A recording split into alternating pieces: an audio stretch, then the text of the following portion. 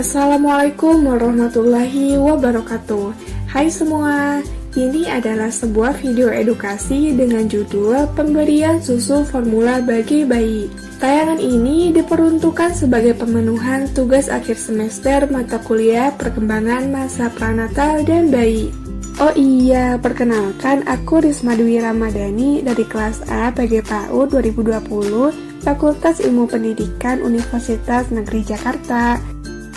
Sebelum tayangan ini berlanjut, jangan lupa ya untuk klik like, share, dan subscribe agar kamu bisa mendapatkan tayangan-tayangan edukasi mengenai perkembangan bayi dan anak usia dini.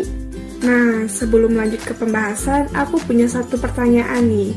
Jadi, apa sih yang dimaksud dengan susu formula? Ada yang bilang susu formula adalah susu sapi. Ada pula yang bilang kalau susu formula adalah susu yang diberikan kepada bayi atau balita. Jawaban tersebut bisa saja benar, tetapi untuk lebih lengkapnya mari simak penjelasan berikut.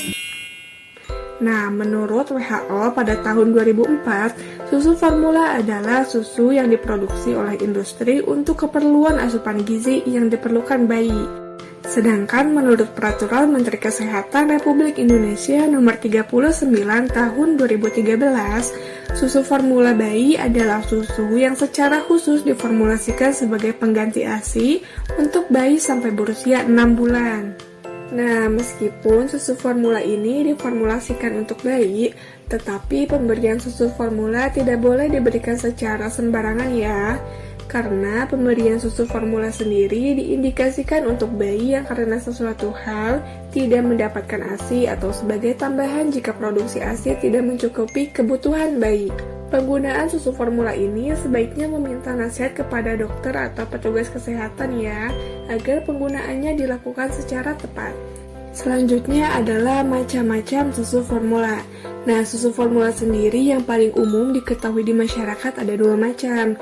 Yang pertama adalah susu formula yang terbuat dari susu sapi, dan yang kedua adalah susu formula yang terbuat dari sari kedelai atau biasa disebut sebagai susu soya. Namun ternyata susu formula sendiri punya banyak macamnya loh. Nah, untuk mengetahui apa saja macam-macam susu formula, yuk simak penjelasan berikut ini. Yang pertama adalah susu formula adaptasi, yakni susu formula yang disesuaikan dengan kebutuhan bayi baru lahir sampai usia 6 bulan.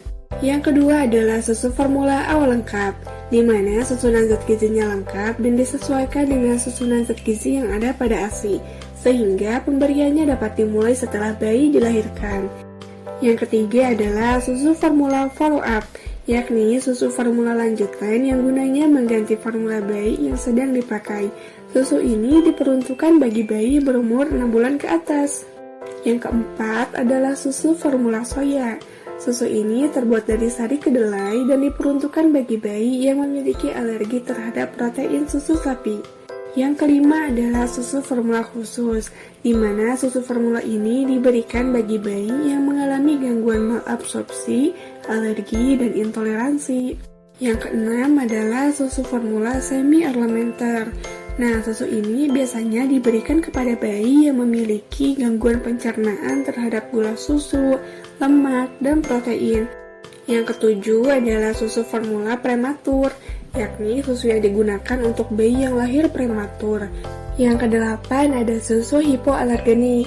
Susu ini diberikan pada bayi yang mengalami gangguan pencernaan protein. Yang kesembilan adalah susu rendah laktosa atau tanpa laktosa. Susu ini cocok untuk bayi yang tidak mampu mencerna laktosa. Yang terakhir ada susu formula dengan asam lemak rantai sedang yang tinggi. Susu ini diberikan kepada bayi yang kesulitan dalam menyerap lemak. Selanjutnya, mari kita ketahui bagaimana cara pemberian susu formula yang tepat bagi bayi.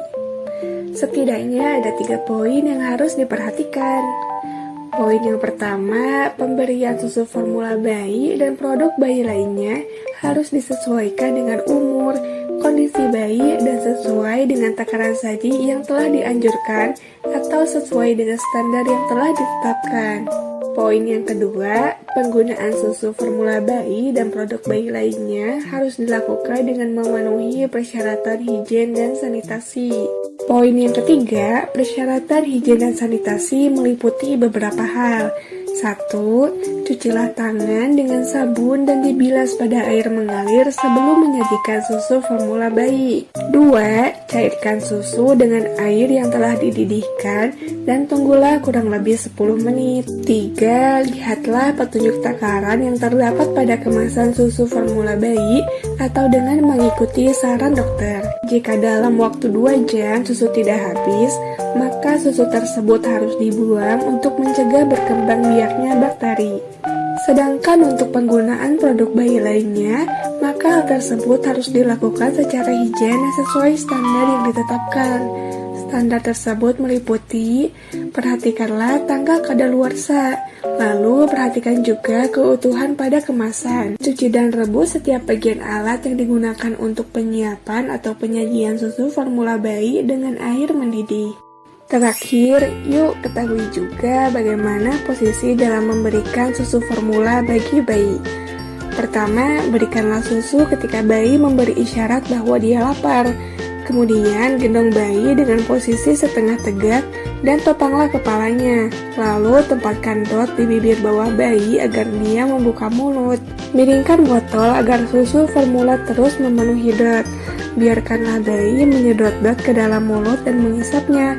Terakhir, tataplah mata bayi, peluklah tubuhnya, dan ajaklah ia berbicara untuk menumbuhkan kelekatan dengan bayi. Nah, meskipun banyak produk susu formula yang menawarkan berbagai kelebihannya bagi tumbuh kembang bayi, ASI tetaplah nutrisi utama dan terbaik bagi seorang bayi.